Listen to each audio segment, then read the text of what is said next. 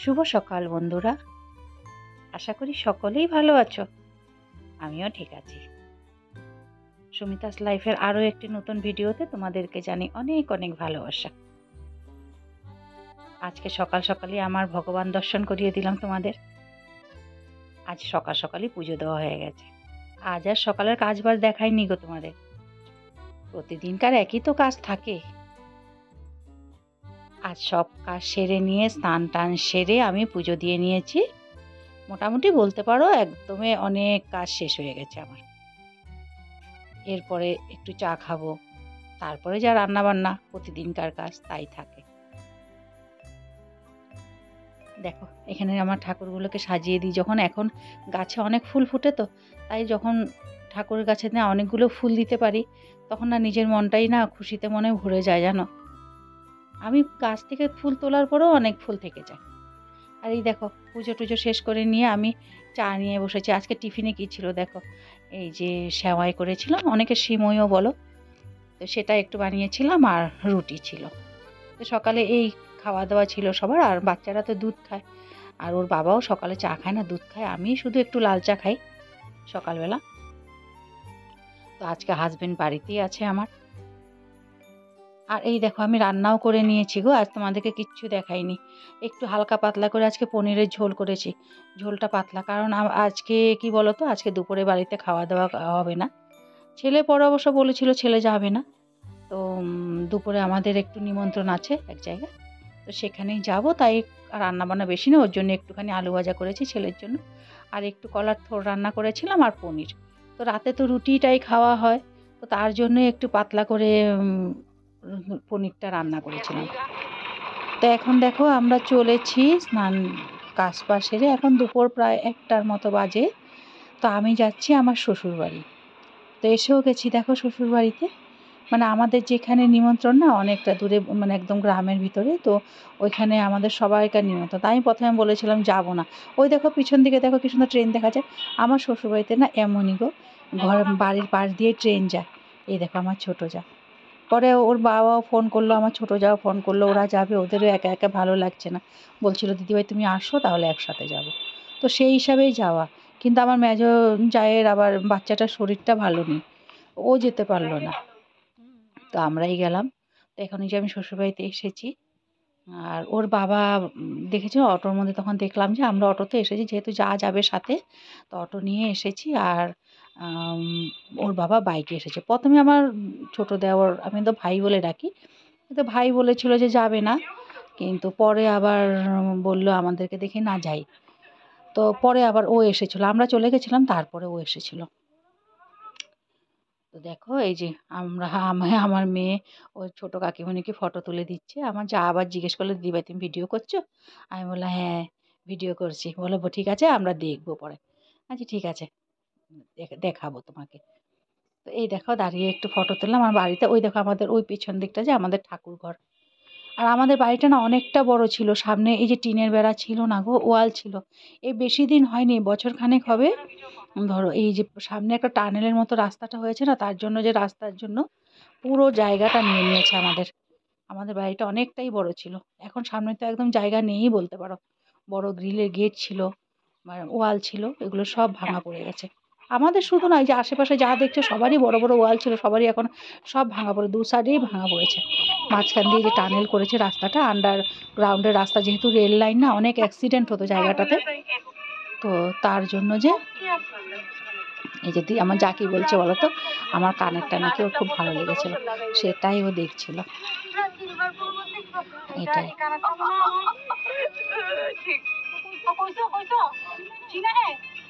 হ্যাঁ, যে আমি বলছিলাম বাড়ি চেনে, আমি জিজ্ঞেস করছিলাম ভাই বাড়ি চেনে তো, আমার বর হাজবেন্ড চেনে।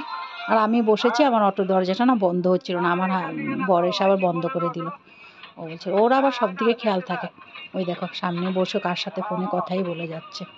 ও সামনে বসেছে, যেহেতু আমরা পেছনে 3জন। আর ভাই বলছিল, মানে আমার ছোটো দেওর আর কি, ভাই বলছিল তোমরা চলে যাও, আমি আসছি, পিছনে স্কুটি নিয়েও চলে আসবে। তো এই দেখো আমরা না একদম গ্রামের রাস্তায় ঢুকে গেছি, গ্রামের অনেকটা দূরই বলতে পারো জায়গাটা। আমি না ভালো করে ওদেরকে চিনি না, তো সত্যি কথা বলতে অচেনা জায়গায় যেতে আমার ইচ্ছে করছিল না, আমি একদম যাব না করছিলাম। তা আমার বর বলল, আগেও অনেকবার ওরা আমাদের নিমন্ত্রণ করেছিল, আমি একটাতেও অ্যাটেন্ড করিনি। ওর বাবা বলছে এবার যদি না যাই না খুব খারাপ পাবে। কিন্তু সত্যি কথা বলতে কি জানো, ওদের বাড়ি গিয়ে যে এমন ব্যবহার পাবো, এমনভাবে ওরা আপ্যায়ন করবে, ভালোবাসবে, সেটা আমি আশা করিনি। একদম আশা করিনি যে ওরা এইভাবে আমাদেরকে দেখে খুশি হয়ে যাবে। প্রথমে দেখেই লোকটা একদম বলছে, তোমরা এসেছো, আমি ভেবেছি কে জানি এবারও কি তোমরা আসবে না। ওই দেখো আমরা চলে এসেছি বলতে বলতে ওদের বাড়িতে, একদম গাছপালায় ঘেরা বিশাল বড় এলাকায় নিয়ে বাড়ি ওদের। আমার এইসব এরকম বাড়ি দেখতে না আমার খুব ভালো লাগে। আমাদের মতো এই ছোট ছোট ঘরে থাকতে থাকতে না এই বড় বাড়ি ঘর সত্যি সুন্দর লাগে না। দেখো আমার মেয়ে এগিয়ে যাচ্ছে, আর ওদের মানে গ্রামের বাড়ি যা হয় আর কি। তবে ওই দেখো উঠানটা অনেক বড়, দুটো তিনটে বাড়ি হয়ে যাবে মধ্যে একটা জায়গার মধ্যে। ওই ভিতরে এখন যাচ্ছি ওইখানটা, আমার ভিডিওটা একটু কেঁপে গেছে। তো এই দেখো এখানে প্যান্ডেল করে এখানে লোকজন খাচ্ছে, এদিকে খেতে বসেছে, আবার ওইদিকে যেখানে পুজো হয়েছে সেটা আবার অনেকটা দূরে। এই দেখো এখানে সবাই খাচ্ছে, লোকজনের ভিড়। তো এখানে আসলে নিমন্ত্রণ ছিল, মানে বৈষ্ণব সেবা বলে না, ঠাকুর ভোগ যেটা, ঠাকুর ভোগ বৈষ্ণব সেবা নিমন্ত্রণ ছিল আর কি। তো ওইখানে আমাদের আসা। তো ওদের এই দেখো ওই যে দূরে যে ঘরটা দেখতে পাচ্ছ ওইখানে মেন পুজোটা হয়েছে, তো আমরা ওইখানে ঠাকুর প্রণাম করার জন্য যাচ্ছিলাম। প্রচুর হাওয়াও দিচ্ছিল, তার জন্য যে গরমটা বোঝা যাচ্ছিল না, ভালো লাগছিল। আর চারদিকে গাছপালা ঘেরা, তো তার জন্য যে মানে হাওয়াটা প্রচুর আর কি। তো এই দেখো এই যে আমার হাজবেন্ড আর মেয়ে, এই যে এই যে ভদ্র, এই যে ভিতর এইখানে হয়েছিল ভোগের রান্না। আর এই যে আমি ঘরের মধ্যে চলে এসেছি, তো এইখানে হয়েছিল মেন পুজোটা আর কি। রাত্রেবেলা কীর্তন হবে, দুপুরেও কীর্তন হয়েছিল, তো আমরা আস্তে আস্তে কীর্তন হয়ে গেছিলো আর কি। আর এই যে ওরাও যদি এই বাড়ির দুই বউ, ওরা আমাদের সাথে কথা বলছিল, বসার জন্য বারবার করে বলছিল, কিন্তু ওই যে সামনের রুমে না বৈষ্ণবদের মানে খাওয়ার আয়োজন করেছে আর কি। তো ওরা খাওয়ার মাঝখানে আমরা চলে যাচ্ছিলাম ভিতর থেকে, ওরা বসার জন্য বলছিল, আমি বলছিলাম না বাইরে গিয়ে দাঁড়াই, কারণ এনারা যদি খাওয়া শুরু করে আমরা বেরোতে পারবো না আর কি। তো আমরা ওই বাইরের দিকে গিয়ে দাঁড়িয়েছি, তারপর সবাই এসে বারে বারে বলছিল তোমরা এইখানে বসো না, তো ওইখানে গিয়ে বসো। তো আমাদের সত্যি কথা বলতে কি এখানে দাঁড়াতে খুবই ভালো লাগছিল, খোলামেলা পরিবেশ, তারপর হাওয়া চলছে। এই যে উনি হলেন এই বাড়ির মানে মাসিমা আর কি, সব থেকে বড় মানুষ, ওনাকে প্রণাম করলাম। আর এই দেখো ওদের গোয়াল ঘর, গরু আছে, ওদের ছাগল আছে, মুরগি হাঁস মুরগি সব আছে। আমরা যেহেতু এগুলো দেখি না, ভালো লাগে আমাদের। তো এখানে দেখো অনেক বড় বাড়ি, অনেক গাছপালা। তো এই দেখো সবাই এসে এসে না কথা বলছিল, সবাই মানে মনে হচ্ছিল কি আমরা যেন একজন কি ভিআইপি জানি। আমি বলছিলাম আরে এমন করতে হবে না, বারে বারে বসার জন্য বলছে, তোমরা একটু বসো, খাওয়ার জন্য দেরি হচ্ছে, এগুলো বারবার বলছে একটু দেরি হচ্ছে, তোমাদের কষ্ট হচ্ছে। কিন্তু কোনো কষ্ট হয়নি, আমরা বরঞ্চ ভালো লাগছিল। তো এখানে আমরা দাঁড়িয়ে কথা বলছিলাম কিছুক্ষণ, আর এই বাচ্চাগুলোর খেলাধুলাগুলো দেখছিলাম। তো এই দেখো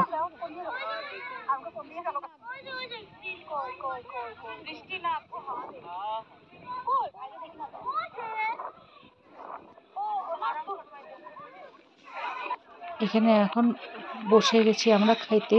তো খেতে বসেছি, এখানে অনেক ভিড়। ওই ভদ্রলোক যে বাড়ির মালিক উনি এসে আমাদের জন্য টেবিলে জায়গা রেখেছিলেন, যে টেবিলে না হলে বসার জায়গাই পাচ্ছিলাম না, প্রচুর ভিড়, মানে একজন লোক ওঠার আগেই আর দুজন এসে চেয়ার ধরে দাঁড়িয়ে থাকে, এই অবস্থা। মানে তারপরেও আমার ওর জায়গা রাখার পরেও আমার বর আর আমার দেওর যে ওরা জায়গা পায়নি, মানে ওদের জায়গার মধ্যে অন্য মেয়ে লোকরা বসেছে। তো আমার হাজবেন্ড বলছিল থাক আমরা পরে বসবো, ওদেরকে খেতে দাও, ওনারা খেয়ে নিক, তো আমরা পরে বসবো।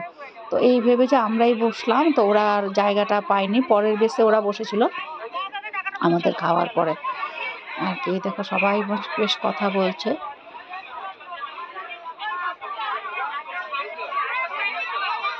আর খাওয়া দাওয়ার আয়োজনও খুব ভালো ছিল, ঠাকুরভোগে যেমন হয় আর কি, নিরামিষ আয়োজন, ডাল ভাজা কচুর শাক, নিরামিষ একটা তরকারি, পনিরের তরকারি, শুক্তো, তারপরে চাটনি, পায়েস, মিষ্টি, এগুলো সব ছিল।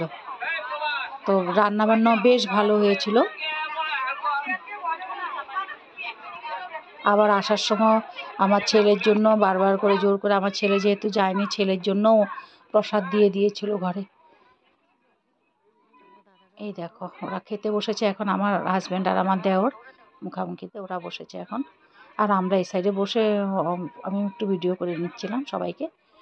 তো এরপরে আমরা চলে এসেছিলাম বাড়িতে। তো আসার সময় আর অটোটা অনেক দূর থেকে, অটোকে ফোন করেছিলাম, ওই এলাকায় অটো পাওয়া যায় না, তো অনেকটা দূর থেকে অটো পেয়েছি। তো আসার সময় তেমন ভিডিও করিনি আমি, তো হেঁটে হেঁটে অনেক দূর আসতে হয়েছিল। অটোর জন্য অনেকক্ষণ অপেক্ষা করছি, ফোন করছি, বলছে আসছি আসছি, অনেক দূরে চলে গেছিলো, আসছি। তো অনেকটা দূর হেঁটে আসার পরে তারপরে অটোটা আমাদের এসেছিল, তো তাতে আমরা এসেছিলাম। তারপরে বাড়িতে এসে আর তখন ভিডিও করা হয়নি। তো সন্ধ্যাবেলায় আমি একটু ধূপ দেখাচ্ছিলাম ঠাকুরকে, সন্ধ্যা প্রদীপটা দিচ্ছিলাম। তো এইটুকুই আজকে দেখালাম। তো আজকে আর দেখো কাঁসা ঘণ্টা বাজাইনি আমি, তো যেহেতু আজকে বৃহস্পতিবার ছিল শুধু শঙ্খ বাজিয়েছি। তো এই ছিল আমার আজকের ভিডিও বন্ধু। যদি ভালো লাগে চ্যানেলটিকে সাবস্ক্রাইব করো আর একটা লাইক দিয়ে পাশে থেকো। তোমাদের একটা লাইকের জন্য আমি অপেক্ষা করে থাকি গো। ঠিক আছে, সবাই ভালো থেকো কেমন। আমি ভগবানের কাছে বলবো সবাই তোমরা ভালো থেকো। তো এইভাবেই আজকে আমার দিনটা কাটলো। আর তোমাদের কেমন লাগলো সেটা কিন্তু আমাকে কমেন্ট করে জানিও। সত্যি সত্যি ঠিকঠাকভাবে ভিডিওগুলো দিতে পারছি তো, সেটা তোমরা না বললে বুঝবো কী করে বলো। তোমরা যদি আমাকে বলে দাও যে দিদিভাই এটা ভালো হয়েছে আর ওটা ভালো হয়েছে, তো আমারও ভালো লাগবে। তোমাদের কমেন্টের আশায় রইলাম। ভালো থেকো আর পাশে থেকো। আজ তাহলে আসি।